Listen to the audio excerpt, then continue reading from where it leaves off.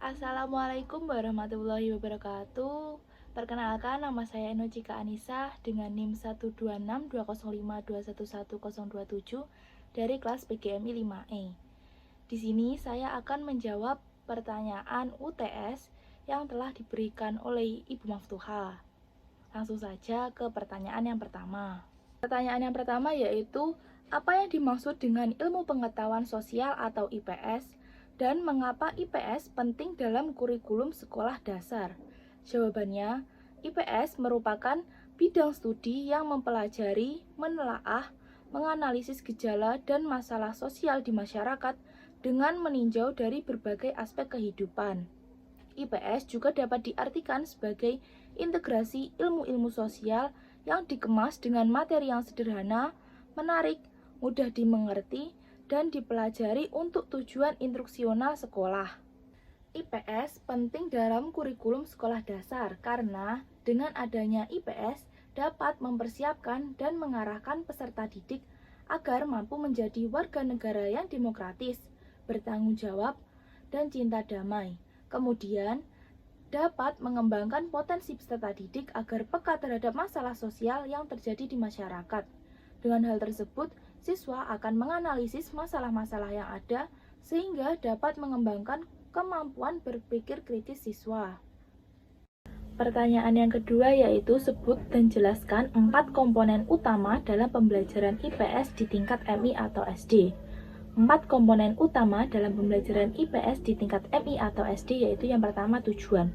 Tujuan pembelajaran IPS adalah untuk mengembangkan potensi peserta didik agar peka terhadap masalah sosial yang terjadi di masyarakat, memiliki sikap mental positif terhadap perbaikan segala ketimpangan yang terjadi, dan terampil dalam mengatasi setiap masalah yang terjadi sehari-hari, baik yang menimpa dirinya sendiri maupun yang menimpa masyarakat. Yang kedua yaitu materi. Pada jenjang pendidikan dasar, materi pembelajaran IPS dibatasi sampai pada gejala dan masalah sosial dalam kehidupan sehari-hari yang ada di lingkungan sekitar peserta didik. Pada jenjang MI atau SD, mata pelajaran IPS memuat materi geografi, sejarah, sosiologi, dan ekonomi. Yang ketiga yaitu strategi. Strategi pembelajaran IPS di tingkat MI atau SD harus dirancang semaksimal mungkin untuk mencapai proses pembelajaran yang mudah dipahami. Adapun beberapa contoh strategi yang dapat diterapkan dalam pembelajaran IPS, MI atau SD yaitu strategi pembelajaran inquiry, kooperatif, pembelajaran berbasis masalah, dan lain-lain. Yang keempat yaitu evaluasi. Evaluasi bertujuan untuk melakukan penilaian terhadap pencapaian tujuan pembelajaran dan untuk melakukan penilaian terhadap proses implementasi kurikulum secara keseluruhan. Kegiatan tersebut dapat menghasilkan feedback agar dapat memperbaiki dan menyempurnakan komponen-komponen kurikulum yang dikembangkan. Dalam pelaksanaan evaluasi pada pembelajaran IPS di MI atau SD, terdapat 3 kompetensi yaitu sikap, pengetahuan, dan keterampilan. Pertanyaan yang ketiga yaitu mengapa guru harus mengajarkan tentang budaya dan keanekaragaman sosial dalam pembelajaran IPS, MI atau SD? Karena dengan mengajarkan tentang budaya dan keanekaragaman sosial membuat peserta didik dapat mengetahui dan memahami tentang berbagai budaya dan keanekaragaman yang ada di Indonesia. Kemudian, meningkatkan kesadaran dan pemahaman nilai-nilai sejarah dan kebudayaan masyarakat sehingga siswa memiliki kepedulian terhadap masyarakat dan lingkungannya. Selanjutnya, dengan mengenal dan memahami budaya dan keanekaragaman, peserta didik dapat beradaptasi dengan lingkungan sosial dan sekitarnya sehingga siswa mampu berperan aktif dalam kehidupan bermasyarakat secara bertanggung jawab. Pertanyaan yang keempat yaitu bagaimana berita dan media sosial dapat mempengaruhi pandangan masyarakat tentang isu-isu sosial dan politik. Berita dan media sosial memberi dampak terhadap isu-isu sosial dan politik. Dengan perkembangan teknologi yang sangat pesat ini, penyebaran informasi melalui media sosial sangat mudah dijangkau oleh masyarakat. Melalui platform-platform yang ada, berita tentang politik dan isu-isu sosial banyak disuguhkan. Media sosial telah meningkatkan partisipasi politik dengan membeli platform bagi masyarakat untuk berdiskusi, berbagi informasi, dan menyuarakan pendapat tentang isu-isu politik. Sehingga media sosial memungkinkan masyarakat terlibat dalam diskusi politik, mengorganisir gerakan sosial, dan mempengaruhi kebijakan dan pandangan publik. Berita-berita yang dimuat di media sosial dapat dijadikan sebagai sumber informasi bagi masyarakat terkait kebijakan dan aktivitas pemerintah.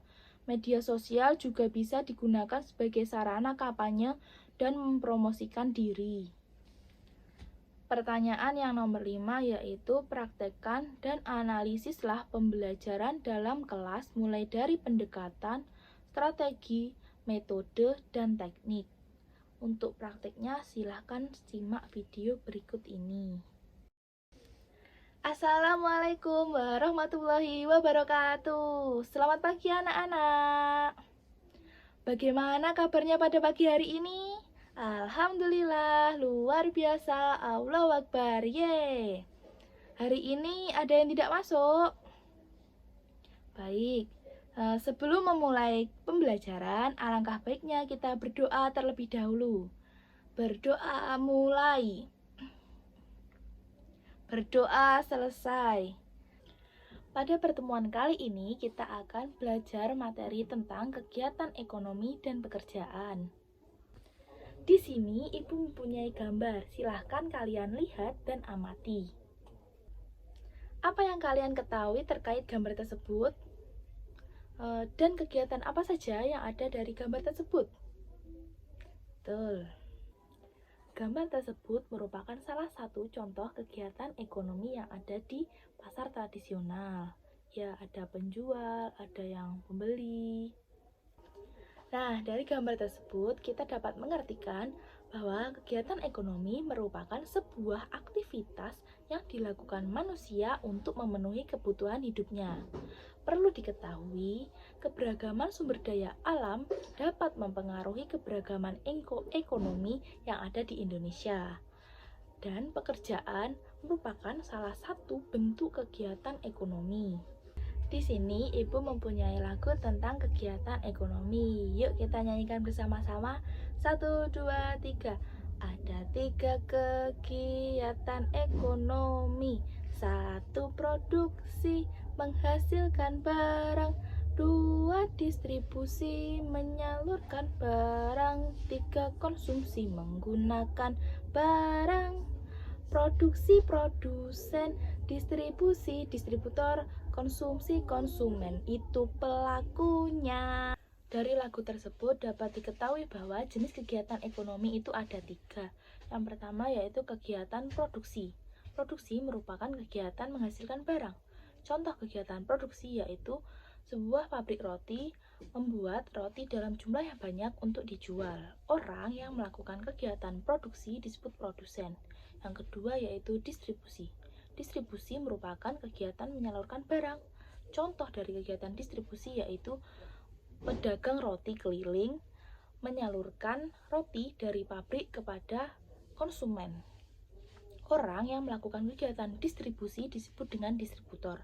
Yang ketiga yaitu konsumsi. Konsumsi merupakan kegiatan menggunakan barang. Contoh dari kegiatan konsumsi yaitu membeli dan memakan roti. Orang yang melakukan kegiatan konsumsi disebut dengan konsumen. Ada yang ditanyakan dari penjelasan yang telah Ibu sampaikan?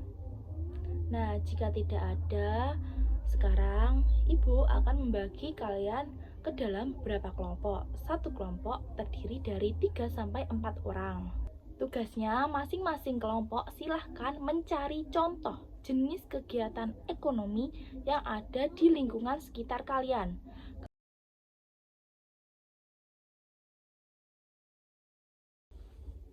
Nah, jadi sudah paham ya tentang contoh jenis kegiatan ekonomi yang ada di sekitar lingkungan kalian.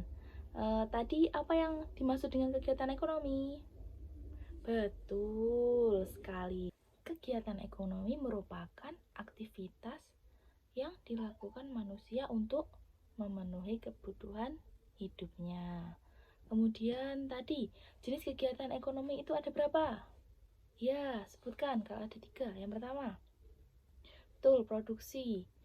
Yang kedua, konsumsi. Ya, kemudian yang ketiga, distribusi. Ya, betul. Kemudian, contoh jenis kegiatan ekonomi yang ada di lingkungan sekitar kalian. Contohnya, kegiatan produksi. Apa saja? Ya, betul. Petani menanam padi di sawah. Kemudian, kegiatan distribusi. Ya, pemilik toko beras membeli beras dari petani untuk dijual kepada pembeli. Kemudian, kegiatan konsumsi. Ya, ibu membeli beras dari toko kemudian untuk dimakan. Betul sekali. Baik, sekian pembelajaran dari Ibu. Terima kasih. Selanjutnya kita berdoa terlebih dahulu ya untuk mengakhiri pembelajaran. Berdoa mulai. Berdoa selesai. Akhir kata Ibu ucapkan wassalamualaikum warahmatullahi wabarakatuh. Analisis pembelajaran IPS yang saya lakukan secara singkat tadi. Yang pertama, saya tadi menggunakan pendekatan inquiry. Kemudian, strategi yang saya gunakan yaitu strategi kooperatif. Kemudian, metode yang saya gunakan yaitu diskusi dan ceramah. Yang terakhir yaitu teknik yang saya gunakan yaitu teknik umpan balik.